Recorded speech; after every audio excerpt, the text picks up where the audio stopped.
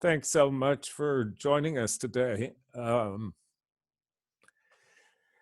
going to take you through some new territory today. Hopefully, you'll learn some new things and uh, essentially, though, the same theme of nutrition in the time of COVID.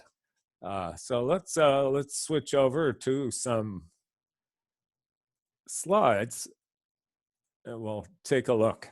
So this is part three. Part one and part two are up on YouTube for you to review all the technical details. Today, we'll do a very quick review, and each time I'm just trying to emphasize the key points for people, the takeaway message. Forget about the technical details, focus on a few key important points. But excuse me, today I really want to focus in on what people really eat.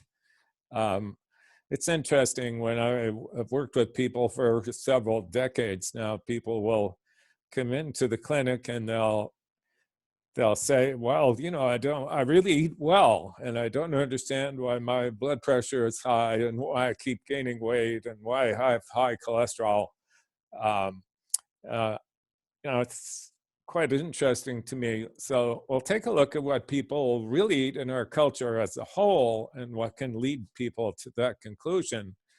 And we'll take a quick tour through how what people eat has changed in the last 100 years. And I think you'll be quite surprised by that.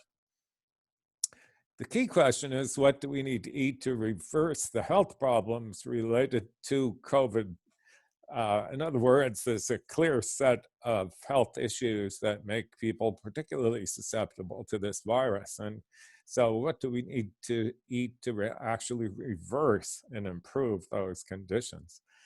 A little bit of fun towards the end, the plant-based burger versus the bean burger, basically ultra-processed foods versus whole foods.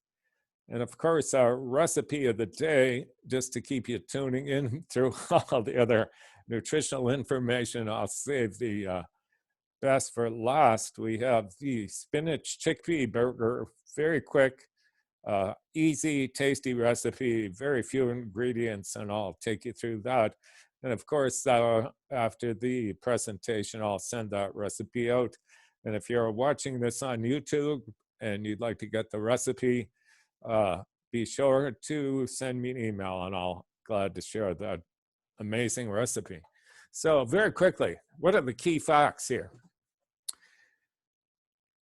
Comorbidities. In other words, if you have pre-existing health issues, it makes you a lot more susceptible to this virus. In fact, the data I've seen, over 90%, 94%, almost the vast majority of people who don't do well with this virus have a pattern of hypertension, obesity, cardiovascular disease, diabetes. And why is that? Basically, my approach was to say, okay, there's a common underlying theme, the endothelium. Basically, the cells that line your vascular system, your arteries, your veins, they're damaged and they don't work properly, and they don't produce nitric oxide, and also the virus itself can attack that surface. And without the production of nitric oxide in particular, we can't defend ourselves. This basic approach, I want to emphasize again, why would I come up with this approach? But so many amazing doctors and intelligent scientists are working on this, and nobody else says the same thing. Well, actually, that's not true. Journal of the American Medical Association, April 22nd, essentially the same approach was published. So should give you a little bit more confidence that this is a very valuable approach. So the key thing with the damage to the endothelium is the that this is a lifetime process. It goes all the way from children all the way up to our later years. And the later years are the years when we can start seeing the symptoms and the consequences of cardiovascular disease, hypertension, all these interrelated problems. Key thing, very quickly, you can dramatically increase and improve the health of your endothelium and begin producing more nitric oxide through two pathways. Both of them involve green leafy vegetables. Green leafy vegetables, there's the secret. Two pathways. The first pathway is that the green leafy vegetables produce contain nitrates, and by chewing them thoroughly, bacteria in your tongue are able to convert them to nitric oxide. Also, you need to repair the cells, the endothelium, the cells lining your arteries and veins, and you can repair them also through the consumption of green leafy vegetables. So there's the key. Eat green leafy vegetables. How many times a day? Well, actually, Dr. Caldwell Esselstyn, you can see his lectures online, reversing serious, very later stage cardiovascular disease in an amazing year and a half, almost completely reversing the damage in the arteries, which is really one of the greatest medical discoveries that you'll never hear about. Which vegetables are the best? This is Dr. Esselstyn's complete list. I won't recite it, even though I enjoy to do so, but check it out on YouTube. You can stop the slide, write it down for yourself if you want to. The other key is to not eat things that damage the endothelium itself. Legumes are one of the key foods to switch to more plant proteins that are incredibly healthy, adding 5 years to your life.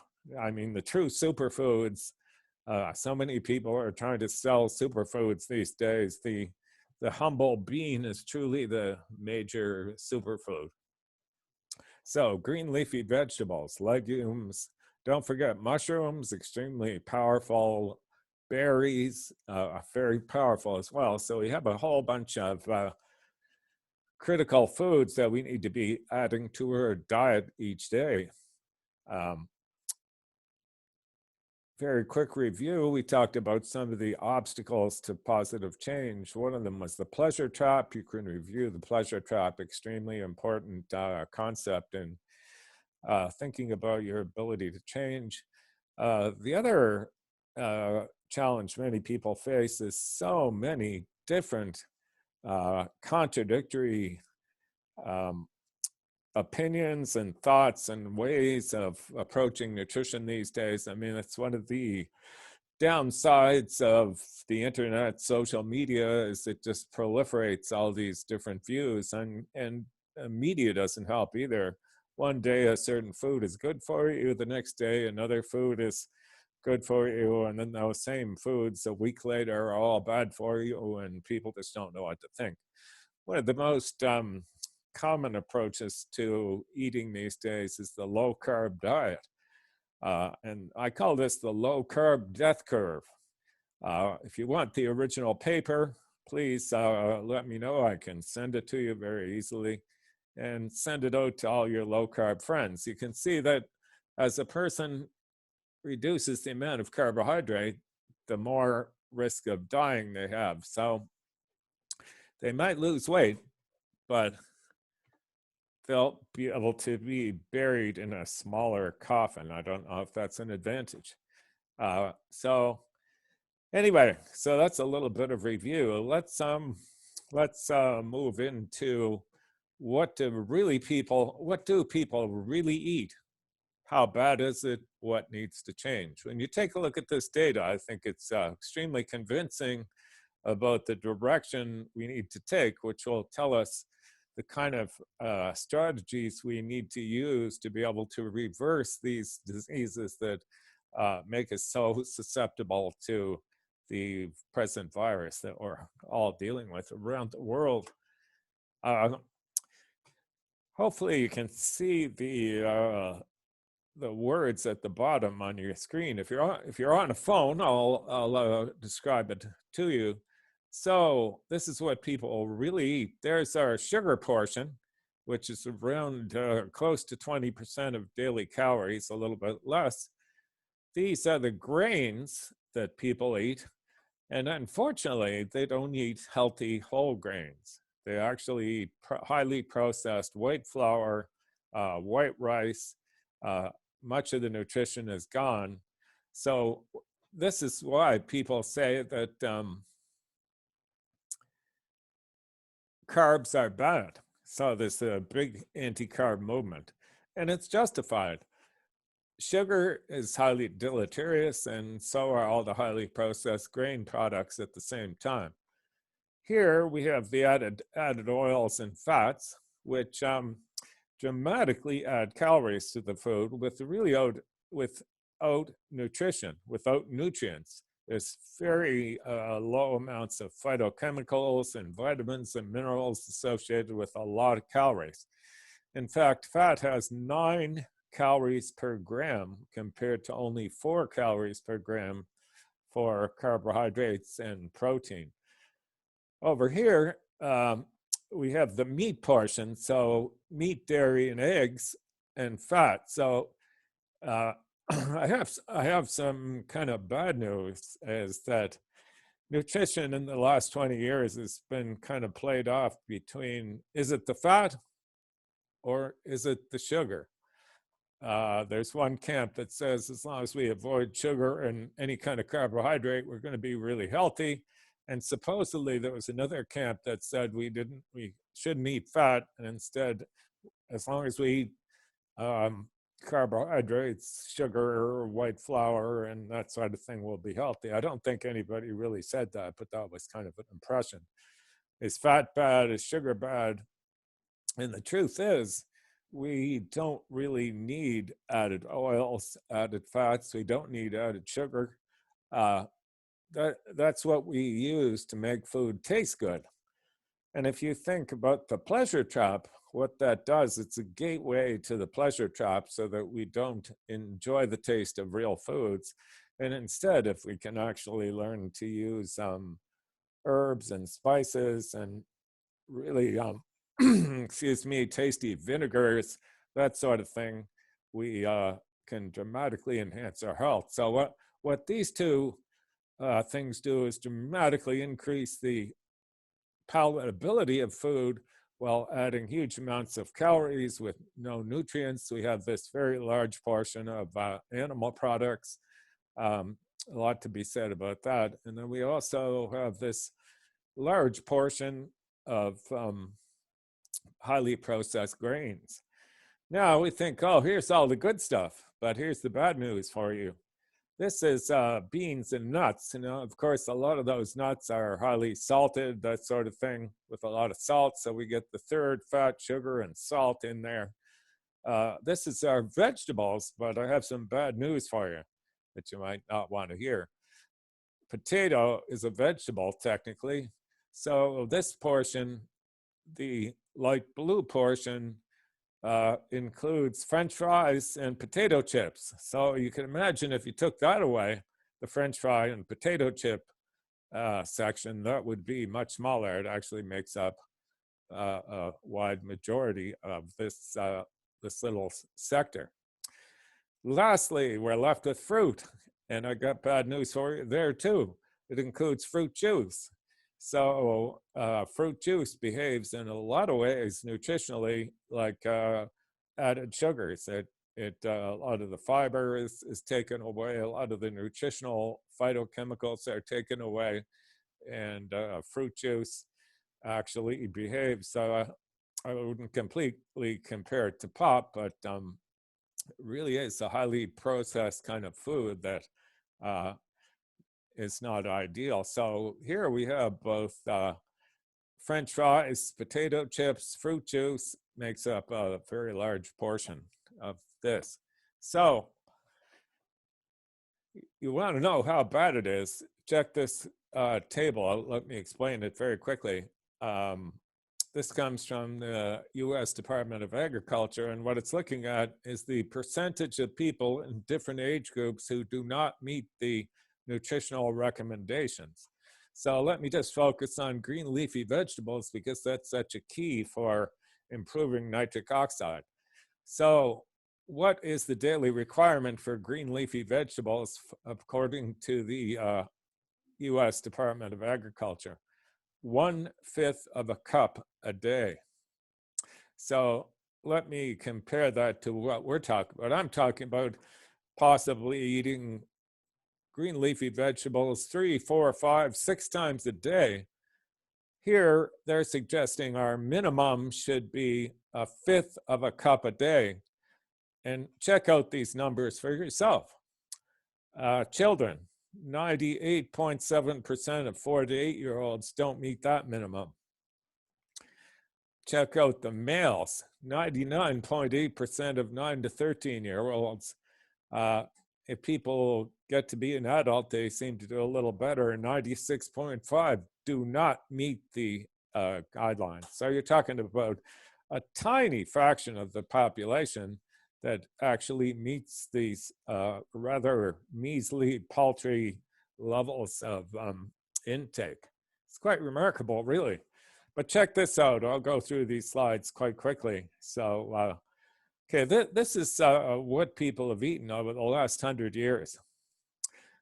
People ate a lot of sugar 100 years ago.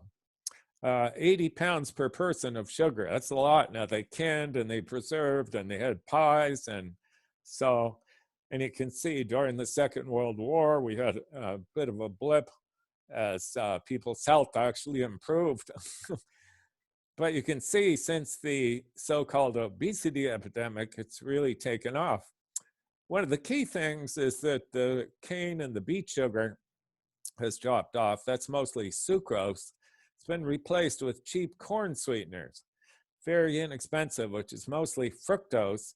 And there's a lot of science behind why fructose, taking it in an added form in high quantities, is very, very deleterious to our health. Okay, check out the meat consumption. How has that changed in the 100 years? Well, people eat a lot of meat. And again, there was a drop through the Depression, a little bit during the Second World War. You can't see that too much.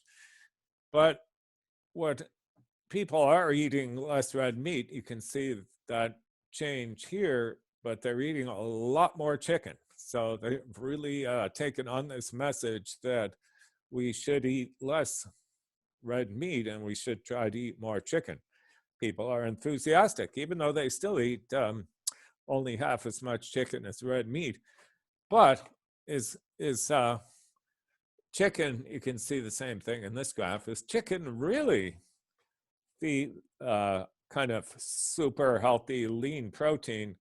I can't believe how many dietitians will tell people that chicken is a lean protein, and so many health conscious people are going to eating more chicken.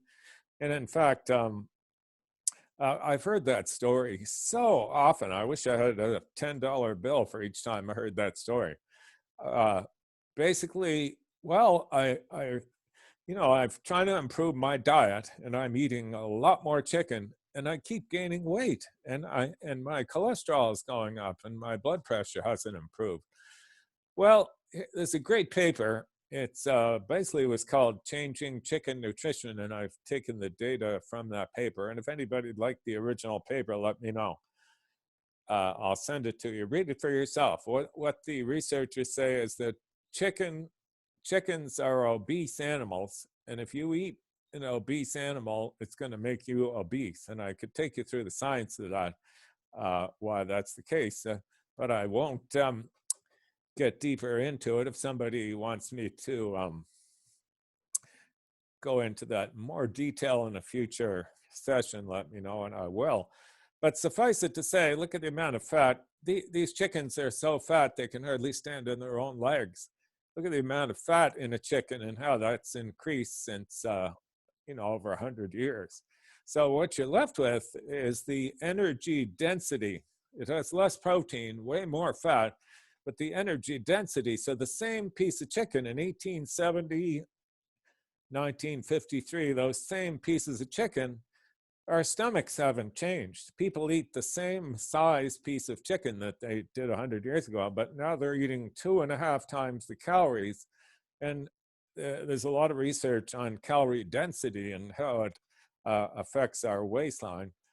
And it very clearly shows that if you eat the same piece of chicken, our stomachs haven't changed. We tend to eat the same size, the same portions, and now we're eating 2.5 times the calories.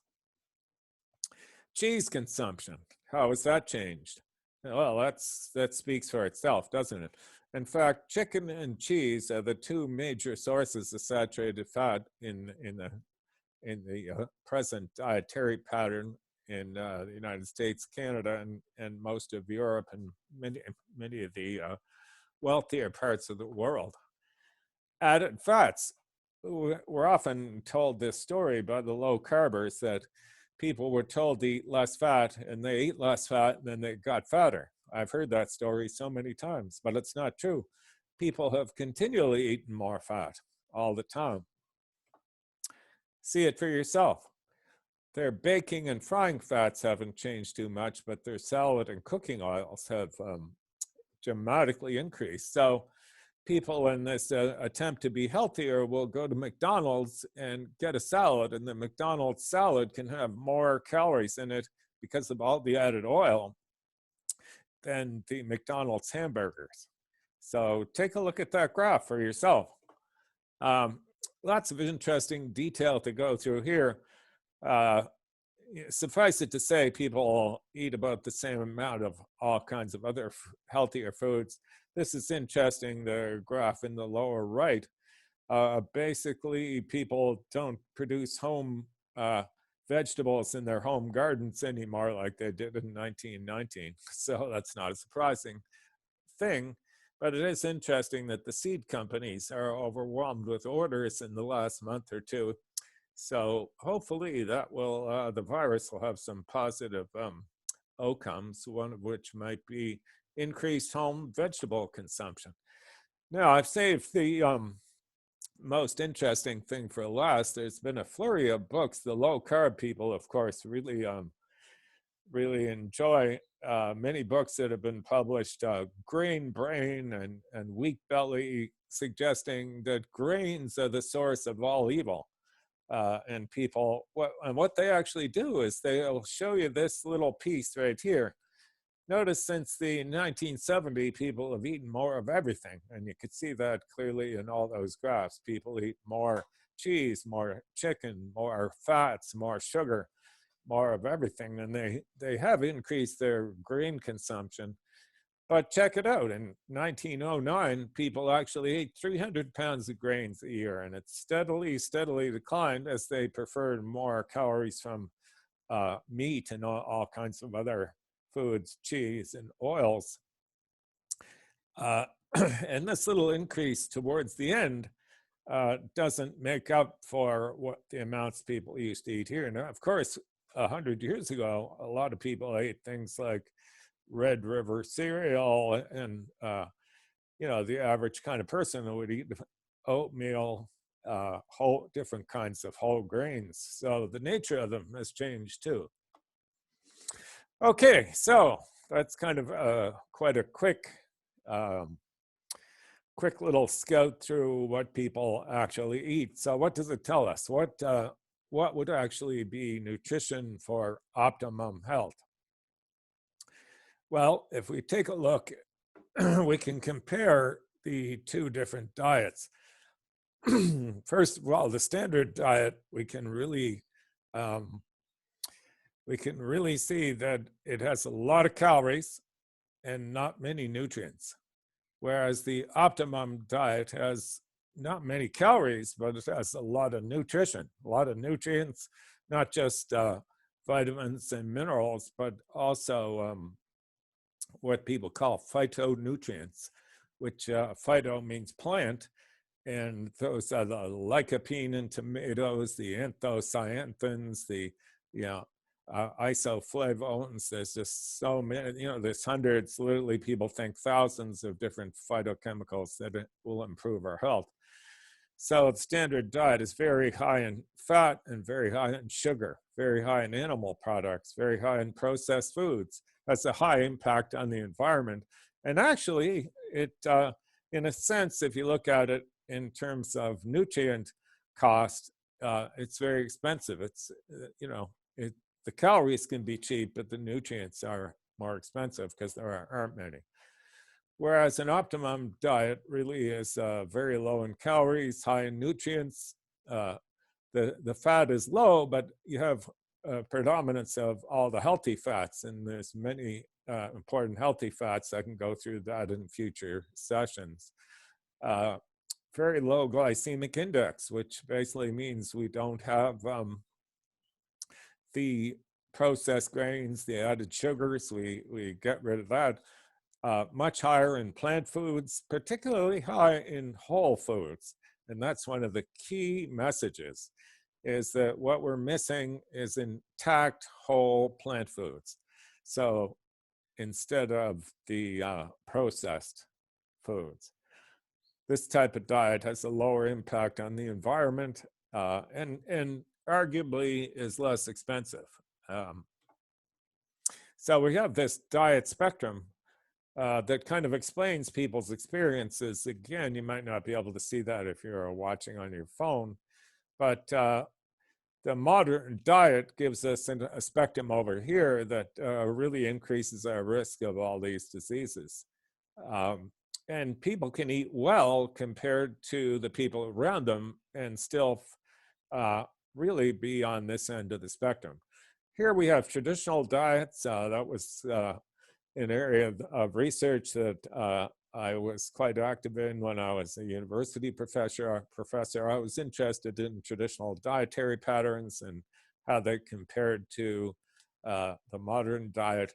And if we take all the best features of those, we can actually get into diets that really can help to reverse disease, as the Dr. Esselstyn, Dr. Ornish, many of these medical doctors who have kind of taken this to its extreme to allow nutrition to have so much power that it can actually reverse disease. So now that's the takeaway message. It can actually be reversed, which is, I want to emphasize again, it's one of the, probably in my opinion, it's the greatest medical discovery in the last 50 years that you just never heard of. If it was a new pill, I'm sure everybody would know that we would all hear about it and everybody would be taking it, but it's not a pill. It's the fact that if you change what you eat, you can actually begin to reverse these diseases. So there's hope. It's a powerful, empowering message. And I think if you think about it in the time of COVID, it's a way to channel some of our fears and anxieties into something very positive. Okay, finally, we're getting into the cooking bit. Let me talk about the plant-based burger, which probably in the last year, you're getting sick of seeing these advertisements about plant-based burgers and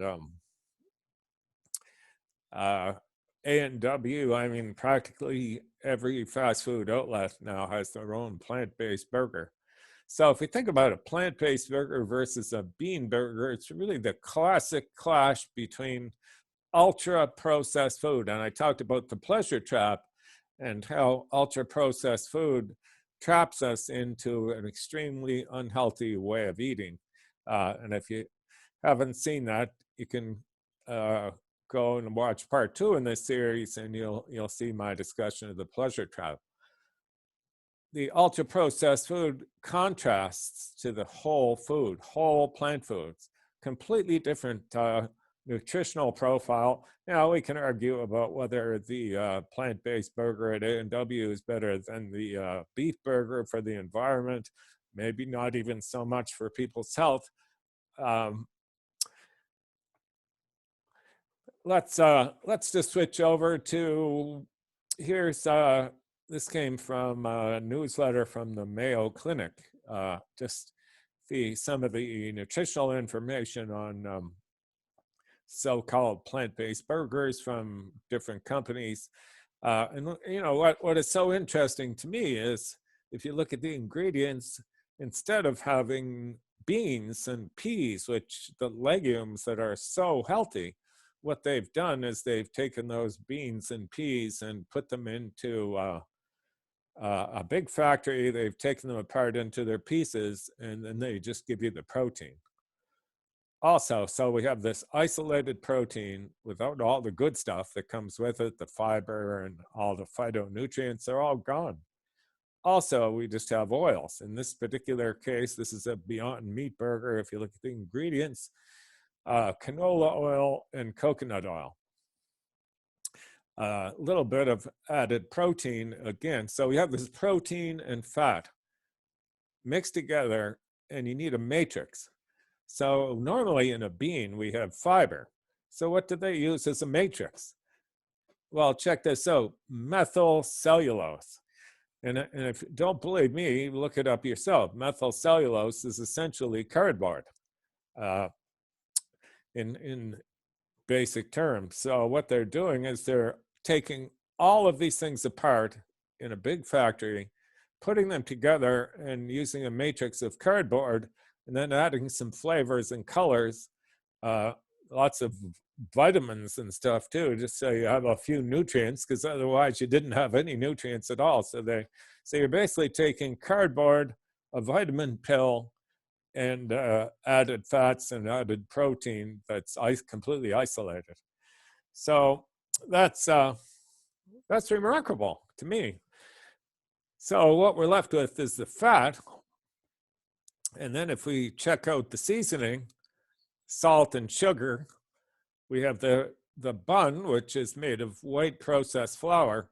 So we basically have this perfect package of an ultra processed food. Fat, sugar, and salt makes it extremely palatable. Very little nutrition, very little fiber, very large amounts of saturated fat. We have exactly the same characteristics that produce poor health outcomes. So, you know, once again, the question is it better for the environment? Well, people will have to do the calculations on that, possibly so, compared to beef, but it's certainly not something that will improve somebody's health, that's for sure. So instead, you have to go to something like my spinach and chickpea burgers. Very simple, not very many ingredients. We're using some lemon and cumin seeds for flavor. Flax seeds, lots of omega-3s. The flax seeds help to bind the burger together, which is one of the secrets of cooking bean burgers, is to get it to stick together. I'll send the complete recipe out for you with all the instructions. And if you're watching this on YouTube, feel free to email me. I'll glad to send you the recipe. You don't need chickpea flour. If you just open a can of chickpeas, feel free to use any kind of flour of your choice, some kind of whole grain flour, just to help to bring it all together, and together with the flax seeds. Again, you have that combination of beans and greens that are so powerful. 200 grams of spinach. You can use frozen spinach. You could actually use fresh spinach as well for this recipe. Not many ingredients, lots of flavor, very simple, easy to pack together. So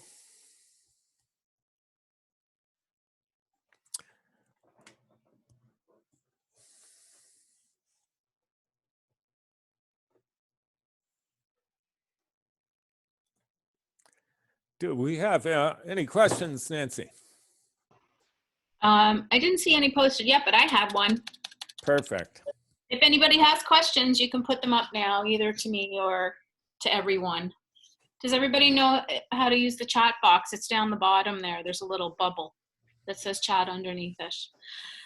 So when we're talking about us not hearing about, you know, the greens or food developments that are like the best thing ever for us, that's not a pill, what can the average person do about that? What can we, like, why aren't we seeing that on our news programs? And, you know, what can we do about that? Yeah, that's a great question, Nancy. I think one of the challenges for the media, I'll give people a sense of how science works compared to how the media works. The way science works is you will do research, you'll do a study, somebody else will do a study, they might get different results, you argue about it, and then there's a third study and a fourth study, and after 10 or 20 studies, you see a pattern where the actual facts begin to emerge from a whole bunch of different studies. So when scientists will see many different studies and they'll look for the pattern in all those studies, but the media is doing something completely different. If we have 100 studies that all show one thing, and guess what? The 101st study shows something different. Guess what the media will do? They're gonna fixate on that and tell you that the other 100 studies were completely wrong, and this food that is actually good for you that wasn't, or I don't know what happened to it. bad for you. So in other words, yeah, that's the problem with the media. So I guess the answer, Nancy, is don't get your nutrition information from your nightly news.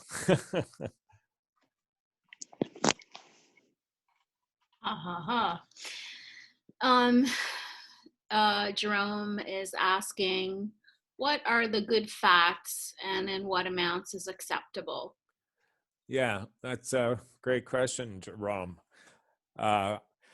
Yeah, it's an interesting thing. Well, first of all, added fats really, you know, all these diets that actually get you to the point of reversing disease almost have no added oils and added fats. They will be getting their fats and oils from nuts and seeds. And if you look at the research on nuts and seeds, they're just incredibly nutritious. On one hand, we have a bunch of seeds in particular that tend to be very high in omega-3s. We have hemp seeds, chia seeds, flax seeds, nuts like walnuts, actually excellent for omega-3s.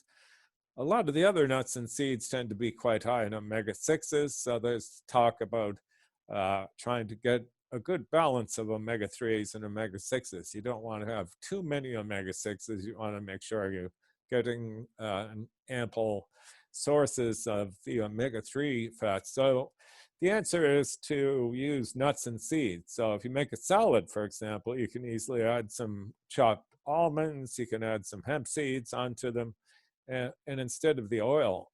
So you're getting your fat, which helps to absorb a lot of the nutrients in the vegetables, for example, the added fats, but try to get as much fats and oils as you can from nuts and seeds in small quantities with your other food, and make sure you include flax seeds, hemp seeds, and chia seeds, that sort of thing, walnuts. You know, try to get a little bit of sense of the omega-3 content of your diet and try to balance that out. One of the beauties of reducing the added oils and added fats is you're really reducing the calorie density of food. And that really has a dramatic effect in controlling your weight. Now, if you're a person that needs to gain weight, actually, I should interject and say that next week, my brother, Dr. Chris Milburn, is going to join us. We're going to do a special feature on COVID and obesity, why obesity is a risk factor for this virus, and also, of course, what people can do about the weight problem that almost all of us have in our society, and why that's the case, and what we can do about it.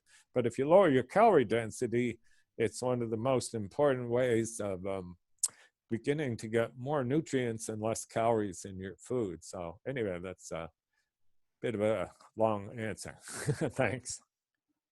Yeah, really helpful though. And if you have a follow-up, Jerome, you can put it in there. Madeline, I think that's how we say Madeline's name, is it? What does It is. yes, thank you. What does CKD stand for in your recipe? I think that's just cooked. Cooked, yes. Yeah. I knew Yeah. it would be something very simple. Thank you. You're welcome. And not to worry, I'll send out the full recipe to everybody with all the complete instructions. So, yeah. Thanks. And then I had a question too. Since it is a pandemic, and we all seem to be suffering from some long-term stress now and anxiety, is there some nutrients that we are maybe using up more quickly, or that we might want to think about during this time? Yeah, thanks so much for that, Nancy. That's a wonderful question, and probably where we should end. But let me answer that by saying that, well, another extremely, I mean, I've been talking about physical health problems as we've gone along in this series, but a whole new area of research is about how mental health issues and certainly anxiety could be included in there, are very much related to what people eat. And let me describe some of those pathways. And I just learned this last week, actually. We hear often, like, if people have depression, anxiety, they use SSRIs, which are selective serotonin reuptake inhibitors that focus on the fact that serotonin is a brain chemical. And if we might have depleted levels of serotonin, and that could relate to mood disorders. But here's the fact, I just learned it last week, always new things to learn. 90% of your serotonin is produced in your gut. There is actually cells called enteroendocrine cells in your gut that actually produce many of these hormones that are brain chemicals. So where is the brain chemicals coming from? Your gut. Also, this type of a whole food plant-based diet has a very high amount of fiber, and that fiber is what the good bacteria in our gut use as food, basically prebiotics. And it completely changes the kind of bacteria we have in our gut that produce short chain fatty acids, have a whole host of different complex effects that benefit our immune system and benefit our mood through what's called the gut-brain axis. So eating this kind of this way to help reduce your any of these kind of physical illnesses that make us more susceptible to the virus are at the same time going to have a radical side effect, and your mood will improve. And as you say, Nancy, it's certainly a time when people need to pay attention to stress and their mental well-being at the same time. So anyway, I'll just stop there, and we can still have a discussion together.